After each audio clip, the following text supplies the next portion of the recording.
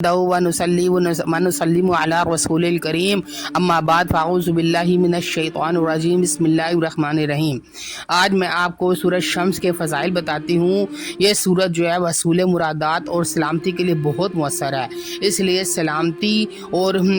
کے لیے سے ایک مرتبہ روزانہ پڑھنا بہت مفید ہے، اور خاص کر اس سورت کو اشراق کی نماز کے بعد، جب ہم فجر پڑھ لیتے ہیں نا نماز، اس کے بعد ہم تھوڑی دیر کے لیے اس میں بیٹھتے ہیں، جانواز پہ بیٹھتے ہیں، تو جب اشراق کا وقت آ جاتا ہے تو اس وقت بھی لازمی یہ اشراق کی نفل پڑھ کے پھر آپ یہ لازمی جو ہے نا سورت پڑھیں۔ ایک دفعہ پڑھنا مزی امراض فالج لقوہ راشا سے محفوظ رہنے کا ذریعہ بنتا ہے، یعنی کہ یہ ہمیں فالج سے بچاتی ہے، لقوہ سے بچاتی ہے، راشا کی بیماری سے بچاتی ہے، اور جس عورت کے بچے مر جاتے ہوں اسے چاہیے کہ حمل کے دوران اس سورت کو جو ہے وہ لازمی پڑھا کرے، اور یہ 49 مرتبہ پڑھے جو حمل کے دوران ہر روز، اور نماز اشراق لازمی پڑھے، اور پانی پر دم کر کے پیے۔ انشاءاللہ اس کا حمل ضائع نہ ہوگا اور بچہ بھی صحیح سلامت ہوگا۔ اگر کوئی شخص بہت زیادہ بد زبان ہو، ہمارے معاشرے میں بد زبانی بہت عام ہوتی جا رہی ہے، تو بد زبان ہو تو اس کے لیے 41 مرتبہ اس سورت کو پڑھ کر پانی پر دم کریں اور اسے پلائیں۔ انشاءاللہ تعالیٰ اس کی بد زبانی جو ہے وہ ختم ہو جائے گی، یعنی کہ جو بد زبان آپ کے گھر میں ہے اس کو یہ پانی پر لازمی 41 مرتبہ روزانہ دم کر کے پلائیں، اور اس کے کردار و سیرت جو ہے وہ اس کی پاکیزگی پیدا ہوگی۔ سورۃ شمس ہے، اس کا ترجمہ جو ہے نا اس کی تلاوت سن لیں۔ بسم اللہ الرحمن الرحیم، والشمس وضحاها والقمر اذا تلاها والنہار اذا جلاها واللیل اذا یغشاها والسماء وما بناها والارض وما طحاها ونفس وما سواها فألهمها فجورها وتقواها قد أفلح من زكاها وقد خاب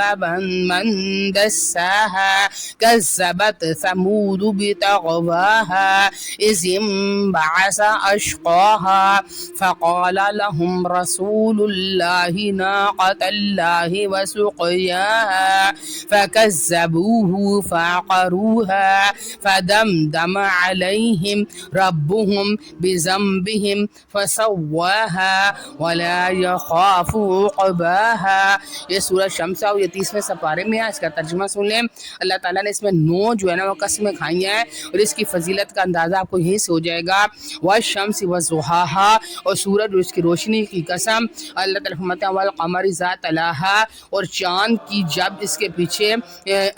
آئے، والنجم طحاها، اور زمین اور اس کے پھیلانے والے کی قسم، ونفس وما سواها، اور جان کی اور اس کی جس نے اسے ٹھیک بنایا، فالہمها فجورها، پھر اس کی بدکاری اور اس کی پرہیزگاری دل میں ڈالی، وتقواها کا مطلب ہے کہ اس کے دل جو پرہیزگاری اور دل میں ڈالی۔ قد افلح من زکاها، بے شک مراد کو پہنچا جس نے اسے یعنی کہ جس نے اسے ستھرا کیا، پاک کیا۔ من زکا کا مطلب ہوتا ہے یعنی پاکیزگی اختیار کی، جس نے اپنے نفس کو پاکیزہ بنایا۔ وقد خاب من دساها، اور نامراد ہوا جس نے اسے معیشت میں چھپائے، یعنی کہ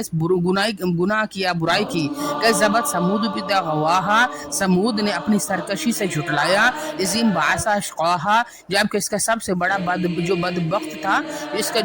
اس کا سب سے بڑا بدبخت اٹھ کھڑا ہوا۔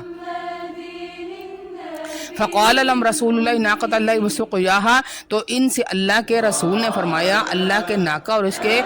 جو ہے وہ پینے کی باری سے بچو، یعنی کہ ناکہ اللہ تعالیٰ نے جو اونٹنی نازل کی اس کا ذکر ہے اس میں کہ اس کے پینے کی باری سے بچو۔ فکذبوا فعقروها، تو انہوں نے اسے جھٹلایا یا پھر ناکہ کی کونچیں جو ہے وہ کاٹ ڈالی، فعقروها، پھر اس کے کونچیں جو کاٹ ڈالی، فدمدم علیہم ربهم، اللہ تعالیٰ فرماتے ہیں اور انہوں نے کیا کیا، تو اس پر اللہ تعالیٰ فرماتے ہیں ان کے رب نے ان کے گناہ کے سبب تباہی ڈال کر وہ بستی برابر کر دی۔ علیہم ربهم بذنبهم فسواها، بذنبهم، ان کے گناہوں کی وجہ سے وہ جو فسوا برابر کر دی بستی۔ ولا يخاف عقباها، اور اس کے پیچھے کرنے کا اسے خوف نہیں، اور